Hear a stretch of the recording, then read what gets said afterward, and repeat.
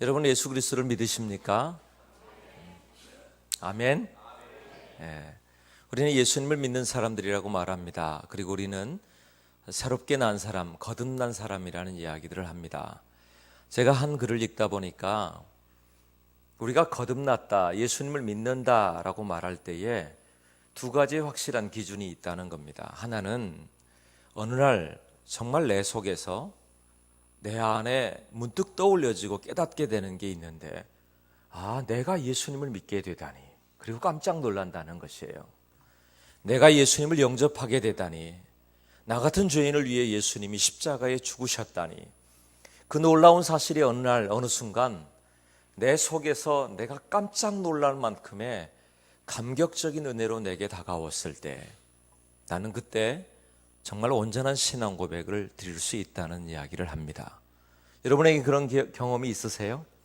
어느 순간 내가 예수님 믿는 사람이었어, 이런 고백을 할 때 말입니다. 또 한 가지는 내가 예수님을 믿는 사람이다 라고 말할 때에 그것은 다른 사람으로부터 내가 어떤 고백을 듣고 있느냐가 중요한 기준이 된다는 것이에요. 너 예수님 믿더니 참 사람이 달라졌다, 이런 이야기를 한 번이라도 들어본 적이 있는가?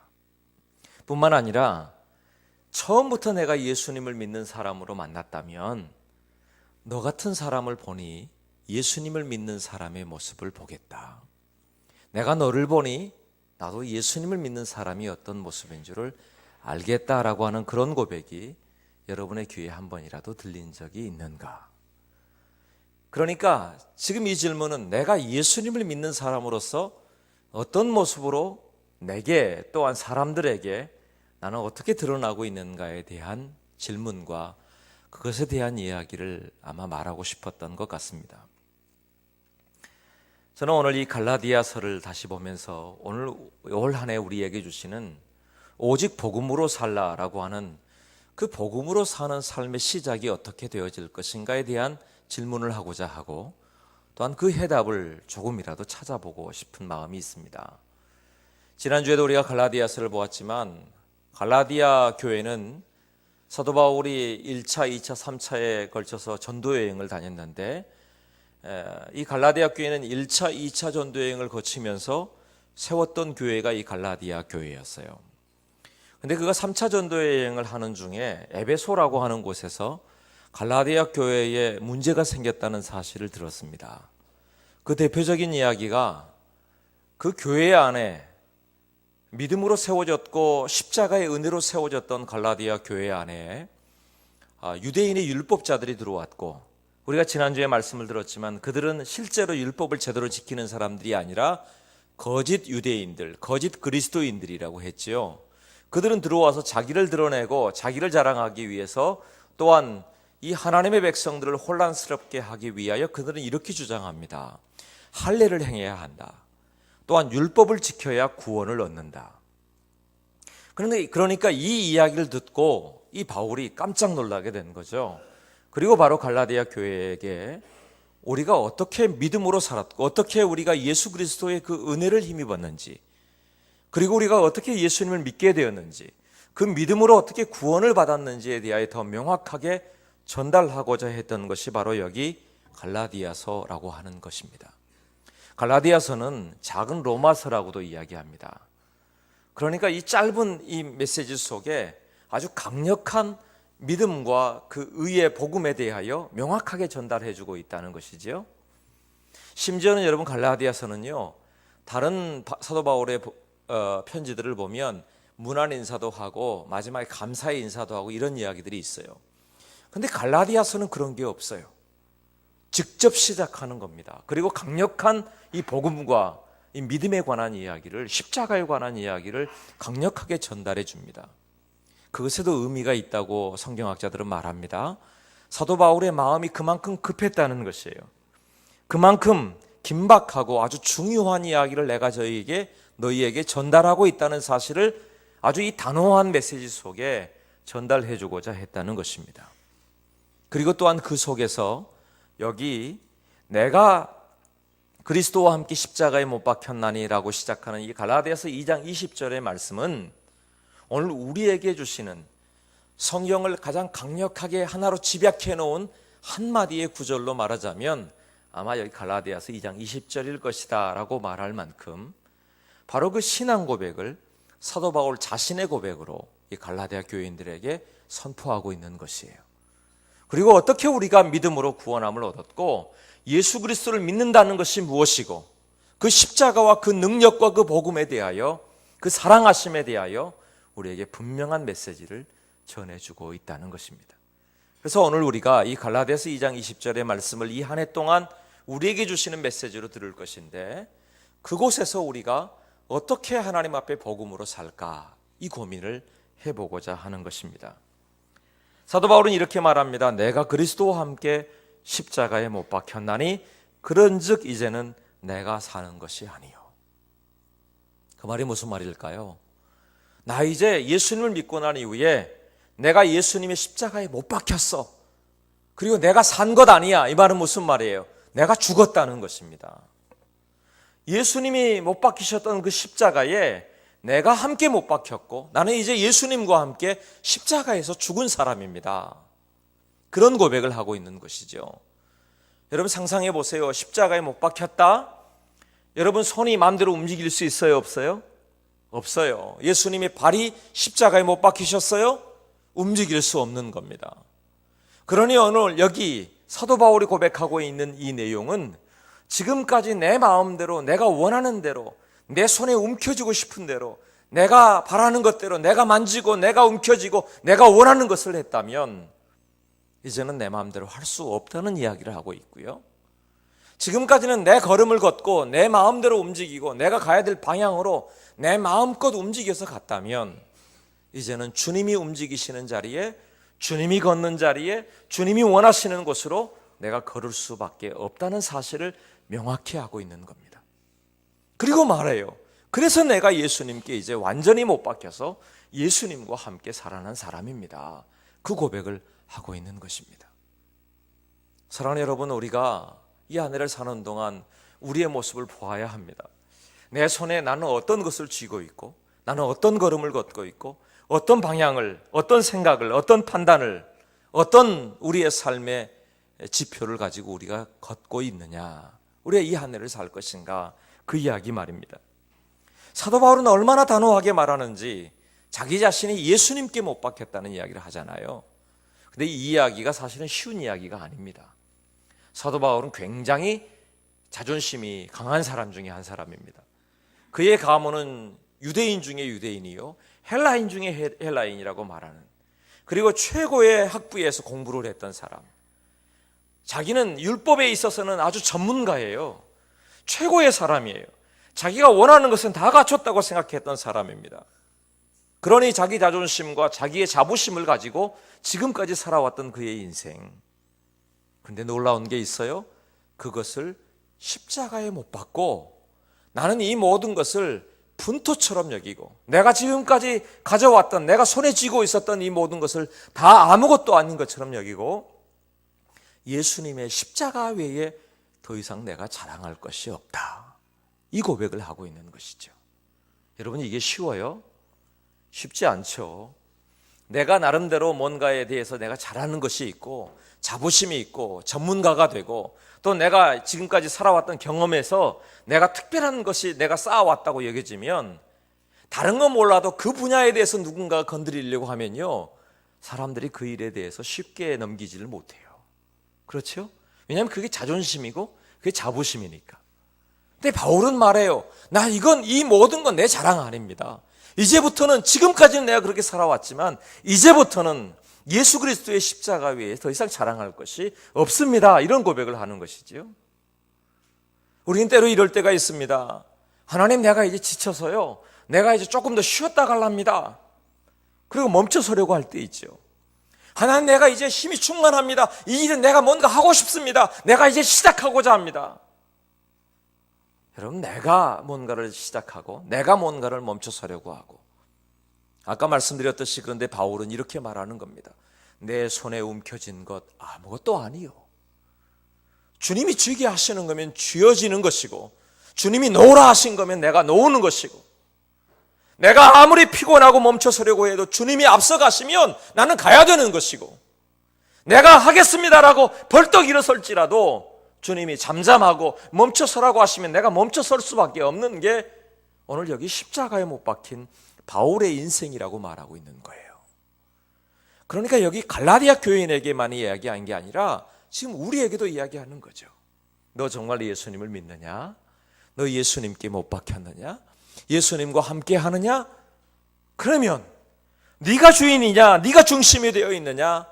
예수님이 너와 함께하여 주님이 주인이 되고, 주님이 함께 하시고, 주님이 결정하시고, 주님이 앞서가시고, 네 손이 움직이는 것, 네 발이 움직이는 것, 네 심장이 뛰는 이유, 그것이 내가 원하는 어떤 것이 아니라 오직 예수 그리스도께서 움직이시는 그 자리, 오직 예수 그리스도께서 가게 하시거나 멈춰서게 하시거나 주님께서 심장이 뛰게 하시는 그 자리에서 내가 함께 그곳에 있겠습니다. 그것이 십자가에 못 박혔나니 라고 하는 것의 의미예요. 실제로 여러분, 이 내가 십자가에 못 박혔다는 이 이야기가 헬라어 원문에 보면 그의 십자가를 짐으로써 그리스도의 죽음에 영적으로 동참하였음을 설명하는 것이라고 해석됩니다. 그러니까 예수 그리스도와 함께 온전히 동참케 된 거예요. 주님과 영원히 함께하고 있는 거예요. 그 자리에서 그 순간에 주님께 온전히 매여 있고 그 앞에 서 있다는 이야기를 하고 있는 것입니다. 내가 그리스도와 함께 십자가에 못 박혀 죽었다. 그리고 나서 뭐예요? 내가 그리스도와 함께 다시 살았다.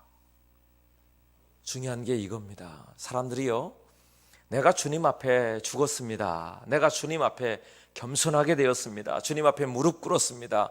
이런 고백들은 많이 하거든요. 이럴 때 언제 하느냐 하면 내가 은혜를 깨달았다든지 십자가의 은혜를 감격했다든지 내가 정말 겸손하게 내 연약함들이 드러나서 겸비하게 되고 겸손하게 됐을 때는 그럴 때가 있어요.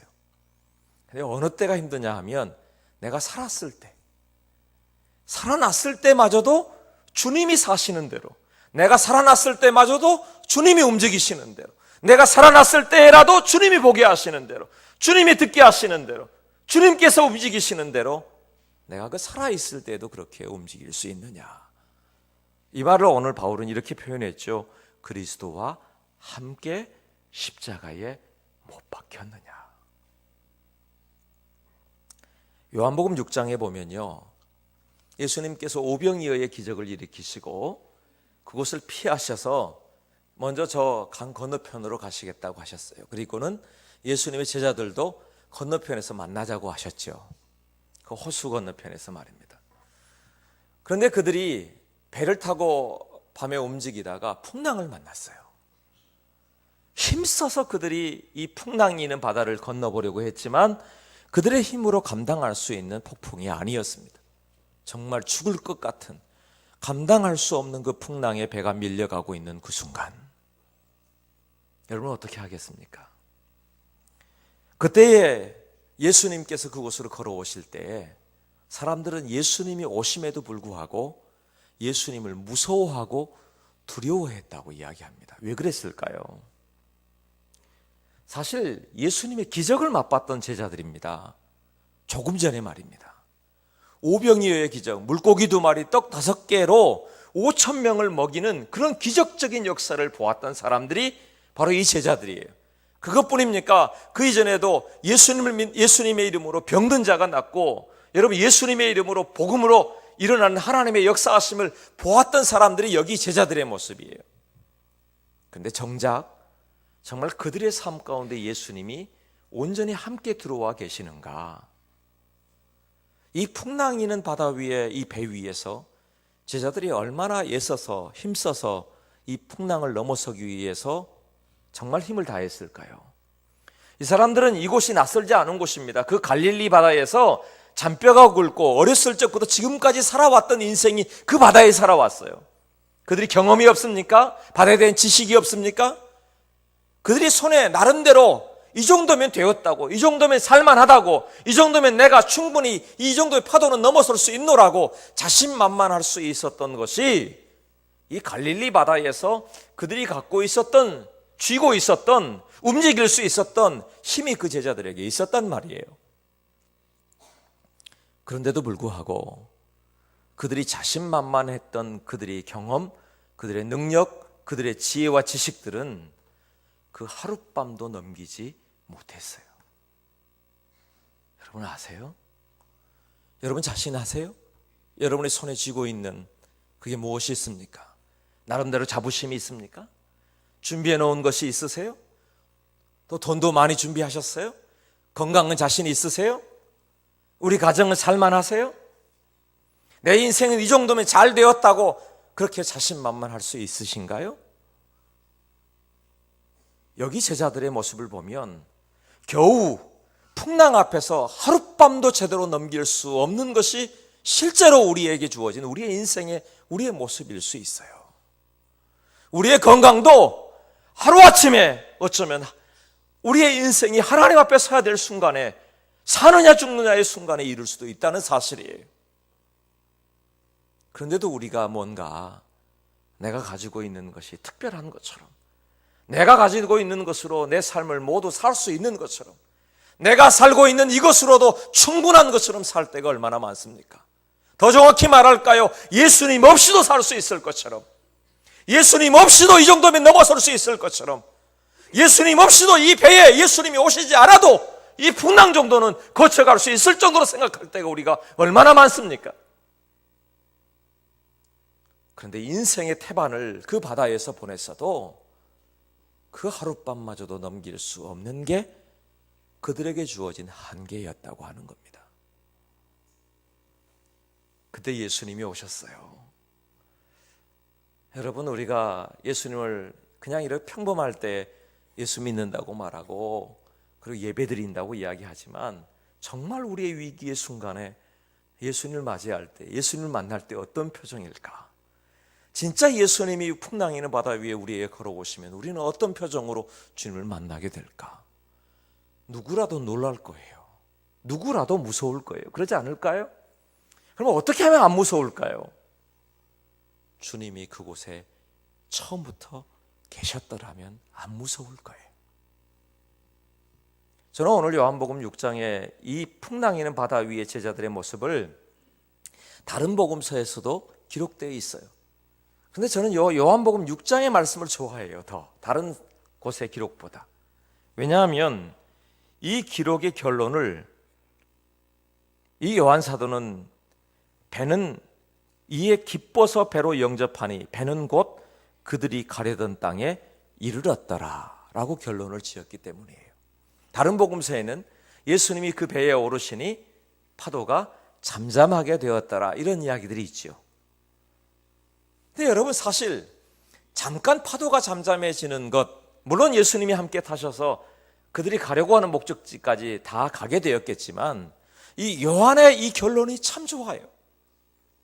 그들이 배는 곧 그들이 가려던 땅에 이르렀더라. 사랑하는 여러분, 잠시 예수님을 풍랑을 잠잠케 하는 도구 정도로 사용하지 않기를 축복합니다. 잠시 예수님을 내 마음의 안정을, 내 마음의 평안을, 아니면 내가 조금 안심하기 위해서 잠시 예수님을 모시는 자리에 있지 않기를 축복합니다. 그게 은혜예요. 예수님을 어떻게 영접하느냐? 우리가 가려고 하는 땅까지 함께 동행해 가야 되는 거예요. 우리가 함께 움직여서 우리의 인생 마칠 때까지 주님과 함께 가기를 축복합니다. 그게 은혜 아닙니까? 주님과 함께 동행할 때 그곳에 풍랑이 일었던 그곳도 잠잠케 되어질 것이고 주께서 허락하신 은혜의 자리까지, 우리를 인도하시는 자리까지 우리가 가고자 하는 것, 그곳에도 동일한 한 가지 메시지가 있지요. 예수님과 함께 그들이 가려고 하던 땅에 이르렀더라. 그와 같은 은혜가 있기를 축복합니다. 그런데 때로 우리가 이런 질문을 할 때가 있잖아요. 예수님을 믿으면, 우리가 전도할 때 예수님 믿으면 복받아, 예수님 믿으면 건강해져, 예수님 믿으면 뭐 잘되고 너희에게 축복이 임할 거야, 이렇게 전도하잖아요. 그렇죠?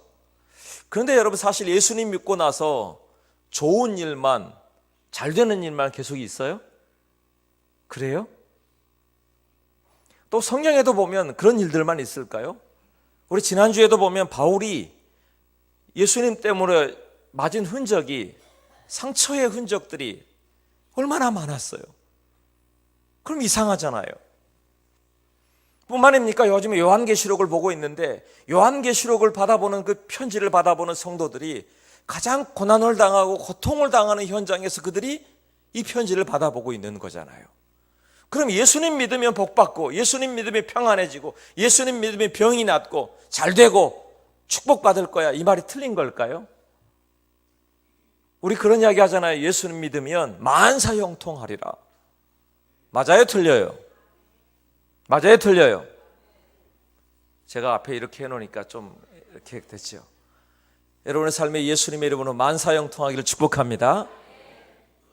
아멘을 하는데 속에서 조금 질문이 있으세요? 사실 이 땅에 사는 동안 예수님을 믿고 살아도 참 많은 일들이 우리의 삶 가운데 있다는 것을 알게 됩니다. 참 여러 가지 고난들이 도리어 예수님을 믿는 것 때문에 우리가 넘어서야 될 산들, 넘어서야 될 강들이 있다는 것들도 보게 됩니다. 그럼 뭐가 다를까요? 뭐가 만사형통일까요? 그곳에 주님이 함께 계시다는 거예요. 바로 그 현장의 말입니다. 가장 우리의 인생에 가장 넘기 힘들었던 죄와 사망의 그 고개를 넘을 수 있는 그 자리에 예수님의 십자가가 있다는 사실이에요. 넉넉히 넘어설 수 있게 하시고, 이겨내게 하시고, 이겨낼 수 있는 힘을 주시고, 담대하고 당당하게 천국을 향하여, 하나님의 나라를 향하여 갈 수 있는 힘을 주신 줄로 믿습니다. 그런데 여러분, 그 정도의 일로 만족하느냐? 성경을 보면 제가 한 사람을 발견했는데, 이 사람을 보니까 그의 인생에서 우리에게 주시는 이 조금 전에 말씀드렸던 해답이 있다는 생각을 했어요. 역대상 11장에 보니까 다윗이라고 하는 사람에 대한 이야기가 나옵니다. 다윗의 인생에 대해서 짧은 한 구절로 이렇게 결론을 내리고 있어요. 한번 따라서 하시겠습니까? 만군의 여호와께서 함께 계시니 다윗이 점점 강성하여 가니라. 아멘. 다윗이라고 하는 사람을 보니까 그의 인생에 살펴보니까 이 사람에 대해서는 여러분 알고 계시죠? 다윗은 아마 승리의 사람으로 기억할 겁니다. 다윗은 가장 특별한 이스라엘의 왕으로 기억할 겁니다. 믿음의 선배로 기억할 겁니다. 왜냐하면 골리앗을 이긴 사람으로 다 기억하고 있기 때문에 말이죠. 그리고 성경에서 다윗은 한 번도 패하지 않는 사람, 승리한 사람으로 기록하고 있기 때문에 그렇습니다. 근데 실제로 다윗의 삶이라고 하는 것이 그렇게 만만했는가? 늘 승승장구만 했는가? 아니요. 그의 어렸을 적에는요, 하찮게 여길 만큼 막내로 자랐어요. 그리고 양치기였어요. 아무 힘이 없었어요. 하나님께 사무엘을 통하여 기름을 부었지만 기름 부을 때, 성령에 충만할 때 외에 그가 드러나는 것이 미미할 뿐이었어요. 언제 드러났나요? 골리앗 앞에 서서 골리앗과의 싸움에서 이길 때 드러났죠. 근데 생각해 보세요. 그도 마찬가지예요. 골리앗 앞에 서 있는 다윗의 모습을 상상해 보세요. 우리는 결과를 알고 있기 때문에 골리앗도 넘어뜨린 다윗이라고 말하지만 실제로 골리앗 앞에 서 있는 다윗을 생각하면 어마어마한 산, 어마어마한 두려움 앞에 서 있는 것과 같지 않습니까? 그렇죠? 다윗이 지금 골리앗 앞에 서 있다는 이야기는 우리가 비교도 할 수 없을 만큼의 힘든 상대를 맞이할 때 골리앗 앞에 서 있다는 이야기를 하고 있어요. 마찬가지예요. 다윗의 인생 앞에도 골리앗이 있었어요. 뿐만 아닙니까? 그가 기름 부음을 받고 난 이후에도 7년이 넘는 세월 동안 그는 끊임없이 사울에게 쫓기고 그리고 계속해서 죽음의 위협을 넘기고 심지어는 여러분 블레셋으로 피신했다가 그것을 빠져나오려고 수염에다 침을 묻히고 미친 척을 할 정도로 그의 인생이 그렇게 평탄한 인생이 아니었다는 사실이에요. 그 후로도 마찬가지입니다. 왕이 되었으나 끊임없는 전쟁 가운데 있었습니다. 그의 삶이 그렇게 평탄하지 않는 삶을 살았음에도 불구하고 그의 인생에 대해서 평가할 때 그는 승리의 사람으로 기록되는 이유가 뭘까요? 방금 우리가 읽었던 역대상 11장 9절의 말씀이 해답이 있는 겁니다. 하나님이 그와 함께 하시니 그의 삶이 점점 더 강성하여지니라. 아멘. 그에게 인생을 사는 동안, 이 땅에 사는 동안에는 그런 일들이 우리에게 있을 수 있습니다. 그런데 거기서 멈추지 않습니다. 낙심하지 않습니다. 포기되지 않습니다. 실패하지 않습니다. 아니, 넘어졌을지라도 다시 일어서서 그의 걸음, 그의 결론은 승리의 걸음으로 바뀌어가고 있다는 사실이에요. 그리고 그의 말년에 그는 이런 고백을 하죠. 여호와는 나의 목자시니 내게 부족함이 없습니다.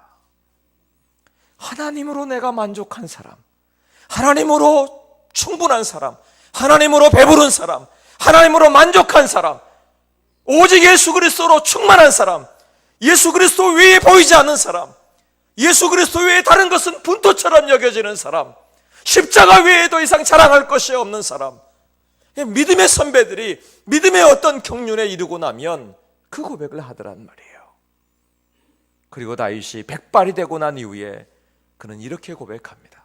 하나님, 제가 무엇이간데, 우리 가문이 무엇이간데 하나님 이렇게 은혜와 복을 우리에게 허락하셨습니까?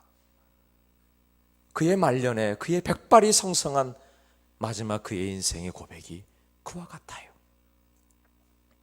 사랑하는 여러분, 이 안에 복음으로 사는 것, 어쩌면 우리에게 버거운 일이 될 거예요. 그럴 수 있습니다. 더 어쩌면 기도하는 일, 더 어쩌면 복음으로 살아보고 싶은 일, 더 예수님이 가고자 하는 길, 예수님의 심장, 예수님의 손, 예수님의 발로 살아보고 싶다는 그 결단이 결국 쉽지 않다는 걸 우리는 압니다. 그런데요, 어떻게 갈 수 있을까요? 그리스도와 함께, 예수님과 함께, 하나님과 함께. 그럼 점점 더 강성해지고 강건케 되어지고 넉넉히 이겨가는 은혜와 세임을 얻게 될 줄로 믿습니다.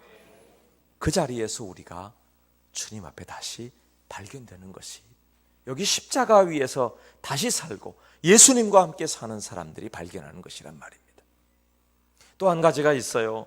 오늘 본문에 보면 내가 그리스도와 함께 십자가에 못 박혔나니 그런즉 이제는 내가 사는 것이 아니오 오직 내 안에 그리스도께서 사시는 것이라. 이제 내가 육체 가운데 사는 것은, 육체 가운데 살지요. 예수님을 영접하고 나서도 여전히 현실 가운데 살고 내가 삶을 살아요. 그런데 어떤 삶을 사는가? 나를 사랑하사 나를 위하여 자기 자신을 버리신 하나님의 아들을 믿는 믿음 안에서 사는 것이다. 그럼 어떻게 하면 믿음 안에 더 살고, 어떻게 하면 예수님의 십자가, 예수님과 동행하며 사는 삶을 살 수 있을까? 오늘 본문에서 사실은 그가 변화되었던 세 가지의 중요한 키워드를 우리에게 가르쳐주고 있거든요. 이게 변화되었다는 거예요. 첫 번째는요, 나 대신에 누가 살아요? 그리스도가 살아요. 예수님이 살아요. 그 다음에 율법 대신에 무엇으로 살아요? 믿음으로 살아요. 또 있어요. 내가 육체 가운데 사는데 이건 옛사람, 여전히 지금 살고 있는데 이 육체 가운데 사는 사람이 여전히 옛날의 사람과 똑같은 사람일까요? 새롭게 예수님과 동행하는 사람일까요? 그래요. 새 사람이 되었다. 예수님과 함께하는 새 사람으로 살았다는 이야기를 하고 있는 겁니다.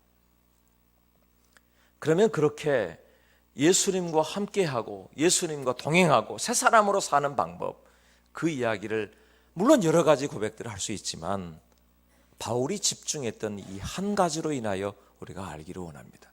그게 뭘까요? 예수 그리스도라는 거예요. 예수님만 집중했던 사람.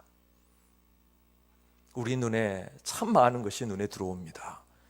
그런데 사도 바울의 고백 속에 예수님의 십자가, 예수님의 복음, 예수님의 그 은혜, 예수님 안에 사는 모습들이 내 안에서 집중하여 보게 되었다는 것을 말하고 있는 겁니다. 마틴 로이드 존스의 책에 보니까 그가 경험했던 한 가지 사실을, 이야기를 기록해 놨습니다. 로이드 존스에게 어떤 때 한 노부인이 상담을 하려고 왔대요. 이분이 하는 말이, 자기가 지금 22년 동안 너무나도 큰 두려움과 충격 속에 살고 있다고 말하더랍니다. 이유가 뭐냐? 젊었을 때에 22년 전에 그가 천둥치고 번개가 칠 때 번개에 맞았어요. 너무나도 그 끔찍한 그것이 충격이 컸던 겁니다. 여러분, 이게 실감나지 않을지 모르지만 그걸 저는 조금이라도 알아요. 왜냐하면 제가 군에 있을 때에 제 후임병 중에 한 명이 저보다 키도 크고 아주 힘도 세고 장대한 사람이 있었습니다. 근데 이 친구가 근무소로 나가다가 번개에 맞았어요, 정말. 그래서 8개월 동안이나 그 후송을 가서 병원 생활하다가 다시 부대로 복귀해서 군 생활을 했는데, 있는 동안에 다른 건 변함이 없는데 한쪽 팔이 힘이 없다는 거예요. 근데 그보다 더 큰 충격이 있어요. 비가 오거나 그 다음에 천둥이 치는 날에는 절대로 막사 밖으로 나가지를 못해요. 저 구석진 곳에서 그 두려움에 계속 떨고 있는, 얼마나 무서움과 공포 속에 떨고 있는 그 친구의 표정이 지금도 기억이 납니다. 그러니 여러분, 이 부인이 경험했던 이 번개에 맞은 이 천둥이 치는 날의 그 경험은 너무나도 큰 두려움인 거죠. 심지어는 이 사람이 예수님을 믿는 사람의 교회 예배하러 왔을 때에 창문 너머로 우연하게 먹구름이 끼는 걸 보잖아요. 자기도 모르는 사이에 내뱉는답니다. 먹구름이 끼네, 비가 오겠네, 천둥이 치겠어. 그러면 자기도 모르는 사이에 빨리 성경책을 막 주섬주섬 싸서 집으로 막 도망가는 겁니다. 그래서 집에서 나오지를 못하는 것이에요. 지금까지 많은 분들의 상담을 했습니다. 많은 사람들에게 기도 부탁도 했습니다.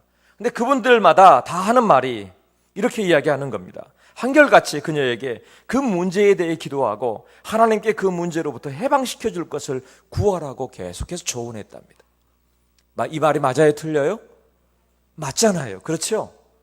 그 문제를 하나님께 맡기고 이 문제에 대해서, 이 사건에 대해서, 이 두려움에 대해서 해방시켜 달라고 기도하라고 조언했습니다. 그리고 말합니다. 목사님, 내가 22년 동안 그렇게 기도했다고. 22년 동안 나를 해방해 주시라고, 이 두려움에서 넘어서게 해달라고 기도했다고. 그런데 나는 더 두려워지고 이곳에서 해방되지 못했다는 이야기를 이 로이드 존스에게 하는 거예요. 근데 로이드 존스가 마지막에 이 부인에게 이렇게 조언을 합니다. 이제 지금까지 기도했던, 당신을 두렵게 했던 그 문제에 대하여 특별히 기도했던 그 기도를 지금 이 순간 멈추십시오.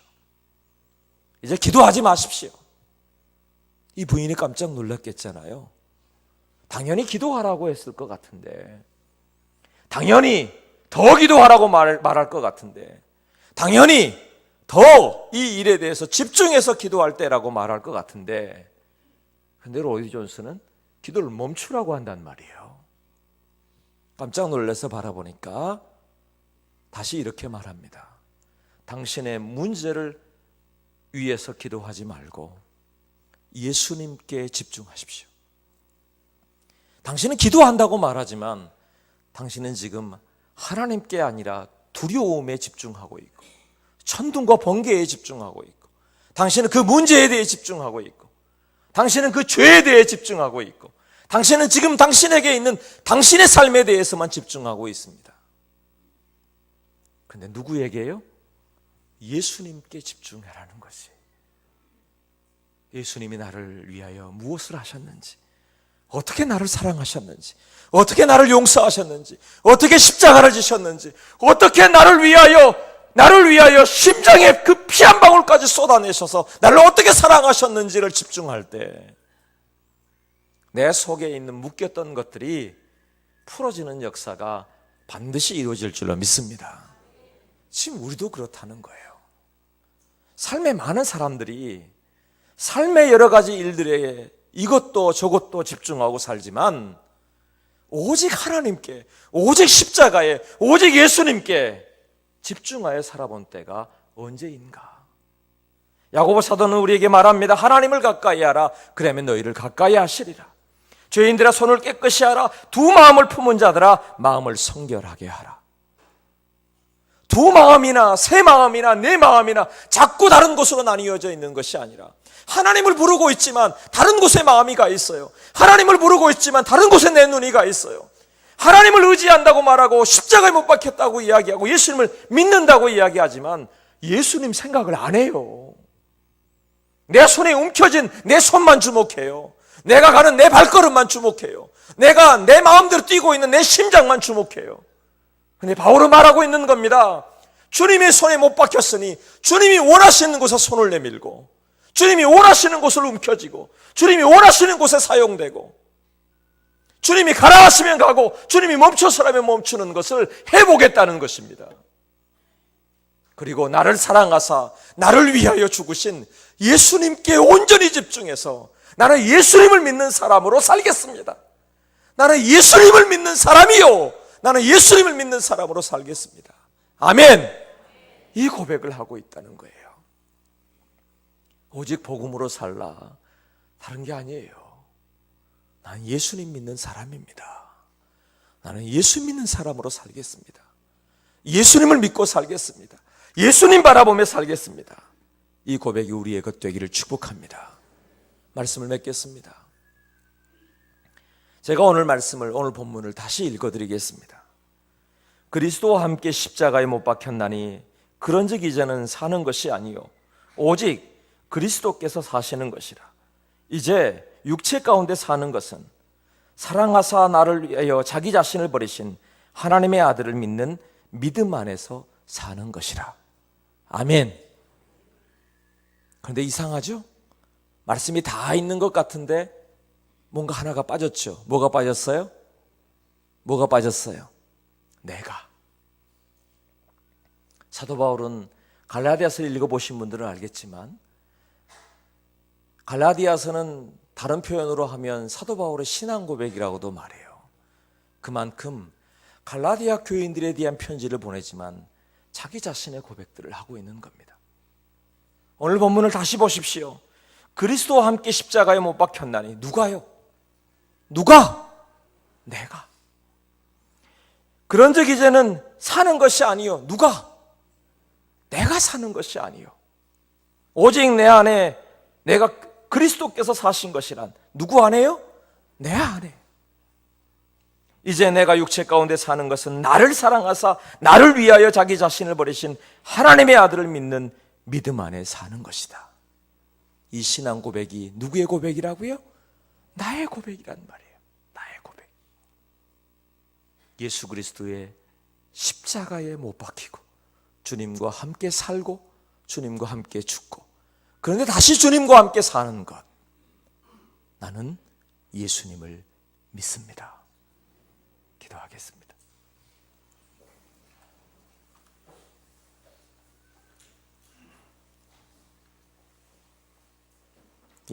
예수님 안에 살게 하옵소서. 그리스도와 함께 죽고 그리스도와 함께 다시 살게 하시옵소서. 그가 죽으심은 죄에 대하여 단번에 죽으심이요 그가 살아계심은 하나님께 대하여 살아계심이니 이와 같이 너희도 너희 자신을 죄에 대하여는 죽은 자요 그리스도 예수 안에서 하나님께 대하여는 살아있는 자로 여길지어다. 그 안에 우리가 발견되게 하옵소서. 예수님의 이름으로 기도드립니다. 아멘.